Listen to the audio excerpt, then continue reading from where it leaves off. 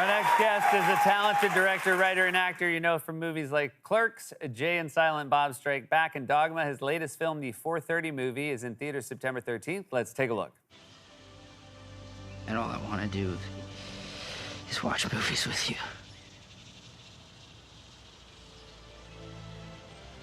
I want to watch movies with you, too.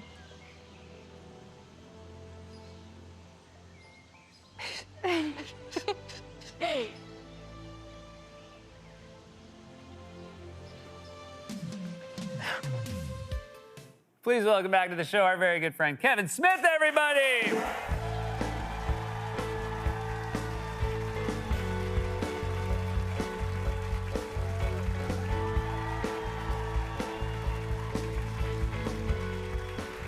Welcome back!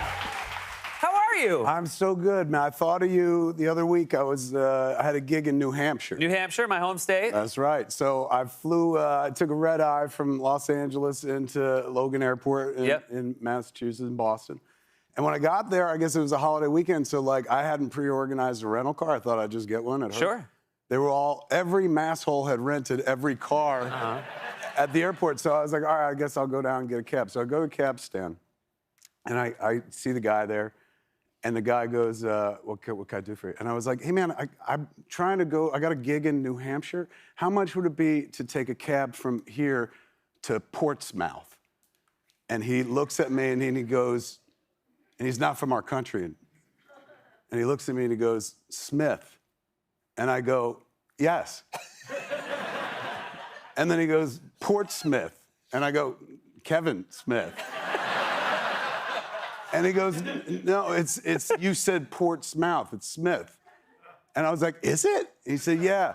I said, but it's spelled Smouth. And he goes, it's your language. Right then and there, I was like, I got my opener for Seth. All right, so I have so much to accomplish and so little time. And for those who haven't seen you on this show before, this is the part where you take over. Yeah. We'll get to that in a second. First, I want to bring you comic books. You brought me comic books? Yes, these I are... love you as a comic book writer. I know, it's he's a comic book guy. One of the things people don't know about you. There we go, yep. Great. But now that that's out of the way. So I have this movie coming out, 4:30 movie. Honestly, that clip came from like the spoilers, the end of the movie. Yeah. So you can skip it. You see how it ends. Yeah. But it's so emotional. The whole movie is it's got all the feels, but it's actually very funny. All right, great. So this is, I only make movies anymore just so I could come on this show and do a bit. We're very happy to have you, and we're very happy work comes out of it. Yes, and you get to kick back, but then you also have to perform because I'm a big student of Seth. I think of the many Myers there are, you as the performer is the one I'm tickled by. Like, I look at you and I'm like, he's so damn talented, but he sits there and he has to listen to all these, like, people talk and stuff, and he don't get to be the star of the show. So when I come, I like to, like, use you like a puppet. Yeah. So I wrote a script for us to do. A script? Yes. So I have to do my lines that you've written for me, and you did not do me the courtesy of showing me this ahead of time. He hasn't seen it. Okay, good. And I was a real bitch about, like, he can't see it, Henry. Like, I wouldn't. No, they all said you can't. Now, I play a character as well because I just want to play with Seth. All right, but I will also read the screen direction as well. Okay, I understand. So that This is what a director would do at a table read. You'll read this. What a good director might. I have no idea. Okay. Okay. Interior, late night with Seth Meyers day. We are mid-interview with Seth Meyers, 50 and white as Wonder Bread. And Kevin Smith, 54 and somehow slightly less white, but dressed like a 12-year-old from a 90s sitcom. Donald Trump needs to change the channel from Fox News to Disney+. Mel, can we watch Thor Ragnarok again? Thor's dad is played by the late, great Hannibal Lecter.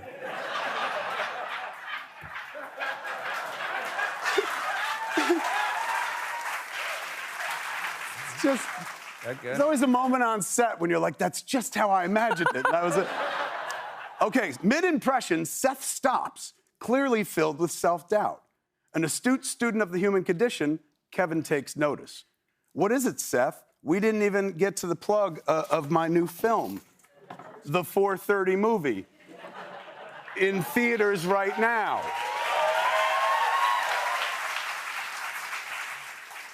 What's wrong? That was the millionth time I've done Trump on the show, and being my Trump impression is starting to feel like me and masturbation. I used to be great at it, but now I just do it because it's what it's expected of me.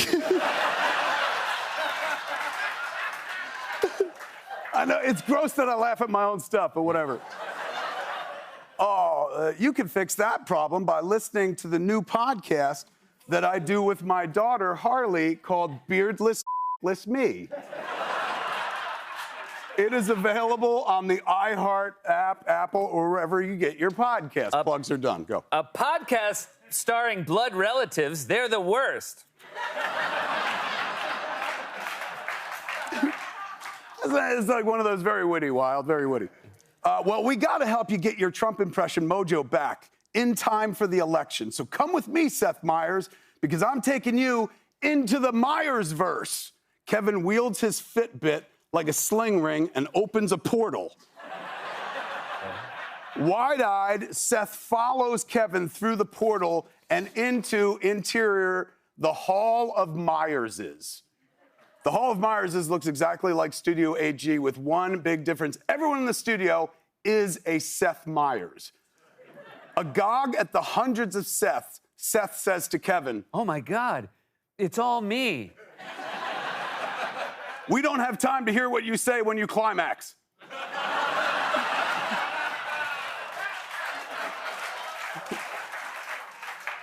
We have to find a Seth who can help us. Seth Meyers is from across every era. This is a matter of life and death. Seth Prime needs your help with doing his Trump voice. A grinning teenager approaches. He identifies himself as... I'm Bedford Seth, the teenage Seth who lives in New Hampshire. Bedford Seth, can you tell Seth Prime the secret of doing Donald Trump? Who the hell is Donald Trump? But you want to know a way better secret? I just learned to do something really cool with my hand.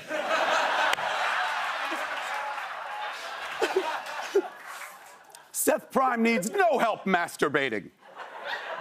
Make way for a higher Myers. Another Seth joins them. He's in his mid-20s, carries an imaginary joint, and speaks in a too-hip-for-the-room patois. I can help. I'm Boom Chicago Seth. This is how we do it in Amsterdam. Damn! This is good weed. Boom Chicago Seth, can you help Seth Prime? His Trump needs a bump. No way. We're on the cutting edge of comedy at Boom Chicago. Like, check this out. What if Bill Clinton entered the Matrix and met Urkel? I just blew your comedy mind, man. This Seth knows nothing. We need an older Seth. Enter SNL Seth. You want an older Seth? Really? I'm going to be on SNL for 12 years. Even Keenan was like, you're still here? I mean, really? Kevin cries out angrily, is there no Seth in the Hall of Myerses who can help Seth Prime handle his Donald Trump? Dressed in a tuxedo, enter White House correspondent Seth. I got you covered. I know exactly what to say about Donald Trump to make that guy go away forever.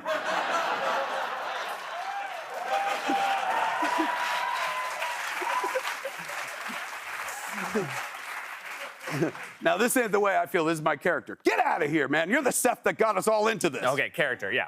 White House correspondent Seth hisses like a vampire to a cross. Enter late night year one Seth on very wobbly legs. Okay. Hey, you guys, I want to help, but my legs are so weak from standing during the monologue. Why can't I just sit down like I did on Update? The screen direction said do it as Cousin Greg, so he did an excellent job.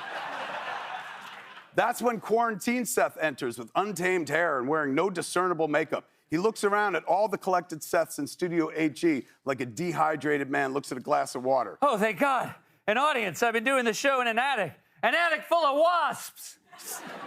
Seth Prime, if we need help getting your Trump mojo back, then quarantine Seth is definitely a suitable Seth. But then enter post-pandemic Seth, wearing his sweater, talking in the street-savvy voice of Mikey DeShoe. Oh, he's suitable, all right. A suit-wearing schmuck. Who still dresses up to do this job? Trust me, kid, the only time you wear a suit is for anniversary shows or when you're sucking on an ice cream cone with the president.